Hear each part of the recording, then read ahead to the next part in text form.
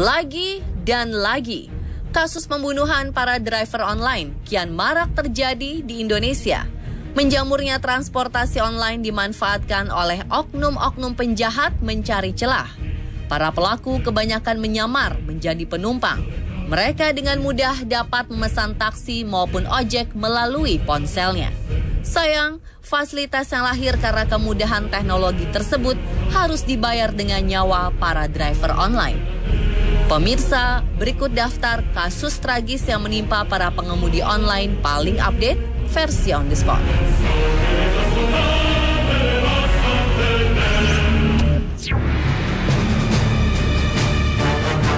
Kasus tragis driver online paling update menimpa Justinus Sinaga. Tragis, pria asal Beji, Depok ini harus meregang nyawa di tangan orang-orang tak berperi kemanusiaan.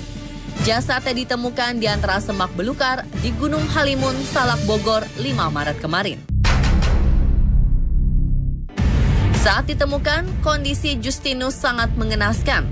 Tubuhnya penuh memar, tangan serta kakinya terikat, dan terlihat bekas jeratan di lehernya. Polisi memastikan Justinus menjadi korban perampokan karena tidak ditemukan benda berharga miliknya. Mulanya keluarga tidak merasakan firasat buruk. Namun sang istri, Maria Magdalena, mulai merasa cemas ketika Justinus tak kunjung pulang sejak Sabtu 3 Maret setelah mengantarkan penumpang ke daerah Gunung Salak. Kasus pembunuhan Justinus Sinaga menyisakan pilu bagi keluarga dan kerabat yang ditinggalkan. Kami menjumpai Agus Perdosi dan rekan korban lainnya di pangkalan mereka di daerah Depok. Sebagai sesama driver online, mereka tidak tinggal diam. Mereka turut membantu mencari di mana keberadaan Justinus Sinaga. Saya melihat ada sendal kondisi almarhum dengan kaki dia ke atas, badan ke bawah, kepala, tangan terikat, kaki diikat dengan lakban, dengan kepalanya ditutup dengan lakban. Saya menjerit, saya naik ke atas, lalu saya teriak sampai teman-teman saya datang. Kejadian naas tersebut tidak diduga sama sekali oleh Agus dan rekan-rekannya. Hanya saja di malam kejadian, Justinus ternyata telah menunjukkan gelagat yang aneh. Awalnya sebenarnya sore dia sudah berangkat dari tempat kita ini. Dia dapat order ke arah Bogor sampai ke arah Citerep. Dan yang terakhir almarhum dapat order dari Sukaraja menuju Curug Seribu di daerah Gunung Salak pada hari Jumat malam sampai jam 1 pagi. Kita masih ada komunikasi sama dia. Dia memang menunjukkan 2 lokasi yang dia kirim. Dia kirim lokasi yang sama, tapi 2 kali berturut-turut. Cuman karena daerah tersebut belum pernah kita laluin, sebenarnya belum pernah kita dapat order ke sana. Ya kita pikir itu hanya order biasa lah, tidak mempunyai tanggapan yang negatif terjadi kasus ini gitu sebenarnya. Lantas, bagaimanakah komentar para kerabat dan juga driver online lainnya perihal profesi yang tengah mereka jalani saat ini? Saya pribadi sebagai driver online, nggak bisa dipungkiri, memang pasti takut, trauma. Kami menghidupi keluarga, menghidupi diri sendiri kalau yang masih bujangan. Kita juga punya tanggungan. Jadi kami di sini di lapangan ini tahu banyak sebagai pekerja. Tapi kalau ada niat-niat orang jahat ke kami, ya kami tidak wajar lah dikerjain seperti itu, apalagi sampai ada terjadi pembunuhan. Itu sangat buat kami miris sekali.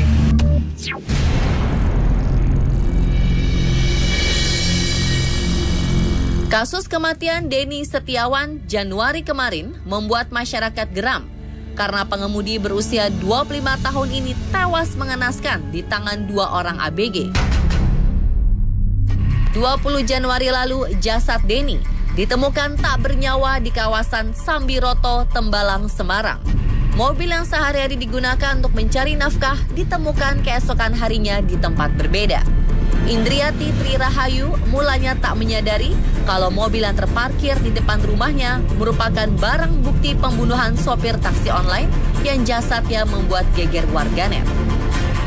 Berada di kawasan Hos Cokro Aminoto, Semarang, polisi langsung melakukan pemeriksaan hingga akhirnya polisi dapat meringkuk 2 pelajar kelas 10 jurusan Teknik Komputer Jaringan SMK Negeri Semarang. Warganet pun geram saat mengetahui motif kedua pelaku hanyalah untuk melunasi tunggakan SPP. Polisi tidak langsung percaya dengan alasan naif tersebut karena keduanya berasal dari keluarga mampu. Kini, Denny Setiawan, sosok pria yang religius itu, pergi selama-lamanya meninggalkan istri dan seorang bayi mungil berusia 2 bulan.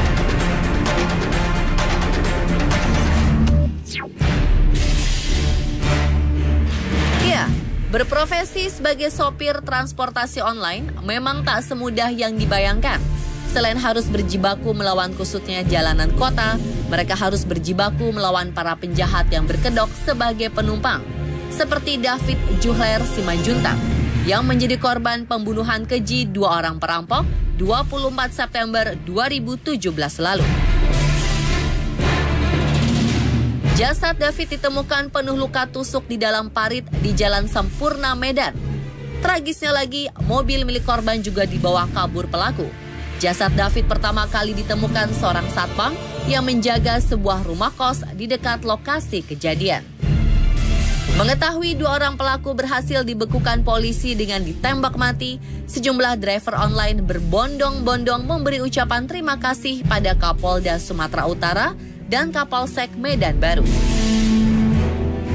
Bernasib serupa, Ridwan Limbong, seorang driver ojek online, juga tewas sehari sebelumnya.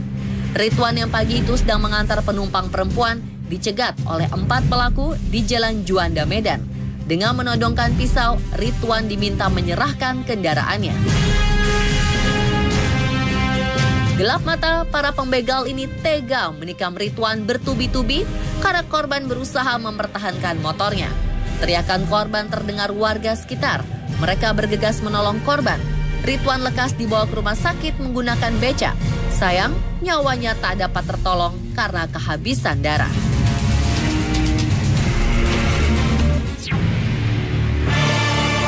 Kasus tragis driver online terkini berikutnya terjadi di Banyuasin, Sumatera Selatan. Penemuan jasad seorang laki-laki membuat geger warga desa Lalang Sembawa 21 Agustus 2017 lalu. Edward Limba ditemukan tewas bersimbah darah dengan leher terjerat tali tanpa identitas. Sementara mobilnya ditemukan di tempat berbeda di areal kebun warga Talang Betutu, Palembang beberapa hari kemudian. Siapa sangka pria berusia 35 tahun ini mulanya berprofesi sebagai marketing di sebuah perusahaan farmasi.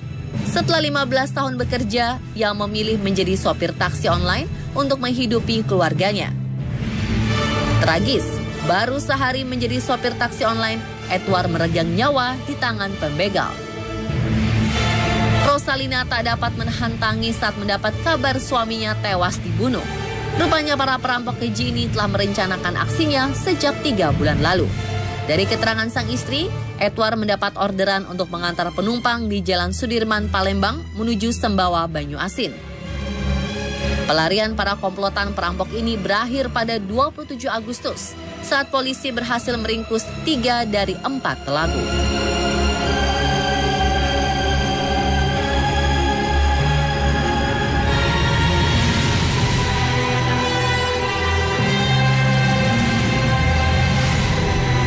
Ingin terus selalu update? Terus saksikan tayangan-tayangan versi on the spot. Semoga kasus tragis yang menimpa profesi apapun tak terulang kembali.